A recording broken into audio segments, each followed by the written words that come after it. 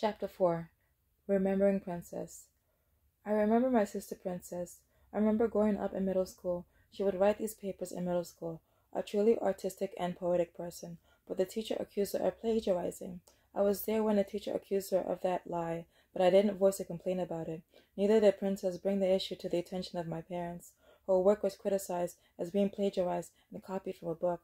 Although she and Joshua were in the same grade, and she studied so much harder than my brother, her grades were lower than his. My sister did all her work by herself, and whatever was in my sister, she gave full expression of it in her writing. She was very free and unrestrained in a good way, and didn't hold back to speak her mind to her friends when the opportunity arose. God did a wonderful thing in her life. When she was a child, my parents admired her grace and elegance, how she walked and interacted with people. When she was in Nigeria, she was marveled at. When she was in England, she attracted friends and made friends easily. She had a beautiful smile. Her friends were made of a pool of different races and ethnicities. Her friends were from Malawi, the Philippines, and England. I didn't have much success in the friend department, so I usually tagged along with my sister and hung out with her friends. She knew how to flow with her group of friends. She remembered their birthdays and things that they were interested in. Commander. My youngest brother, Commander, was the comedian in the family. I remember in London, there was a time he had 25 pence and I had 10 pence. I convinced him my 10 pence was greater than his 25 pence. One time, he tried to use toy money to buy things, but was told it was no good. Eventually, his teacher taught him how to count money and what was real money, so I could no longer trick him in the money department. St. Agnes. I remember our school at St. Agnes. A lot of parents held jobs. There was also friendly competition between moms who ran in running races against other parents. Many of the moms served as chaperones on field trips. I remember thinking the school was always full of parents. A lot of them were lunch ladies. I remember asking someone's mom for money, to which she replied she didn't have.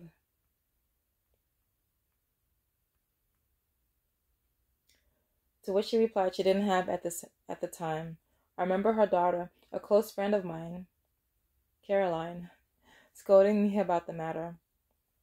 I remember when a single father of 3 girls lived on my block in Washington, D.C. One of the girls would ask my mom for money. I understood they didn't have a mom and never complained to my mom about the matter. It was a beautiful act. At the time, one of my peers at school helped herself to my school lunch. Years later, as I reflect on this, she too was being raised by a single mom and may have had limited resources. I'm thankful for the countless individuals my mom helped throughout the years. As I remember, my playmate, who scolded me, was happy to have me as a friend when I first came from Nigeria. She allowed me to visit her home. I tried on her mom's size 3 shoe and it fit perfectly.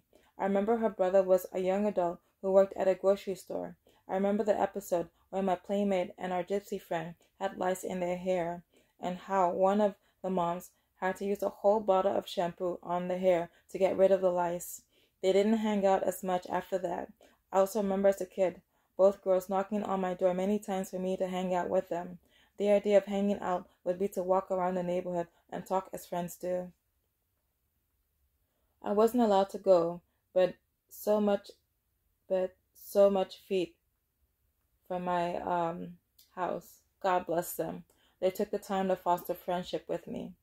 I also befriended girls from Malawi. They were cousins. They were very nice to me. I wasn't able to sustain their friendship.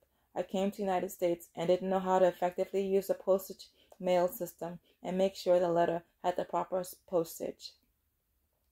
I remember a time that I left this wallet sitting on the bedside desk. I grabbed a 50-pound bill from it.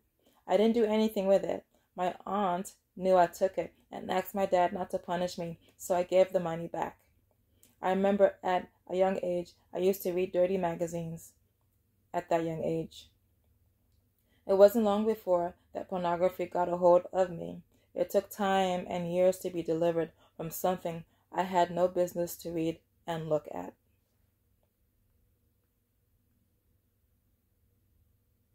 Chapter 5. Princess was such an amazing individual, and even in middle school, when we came to the United States, she had lots of friends.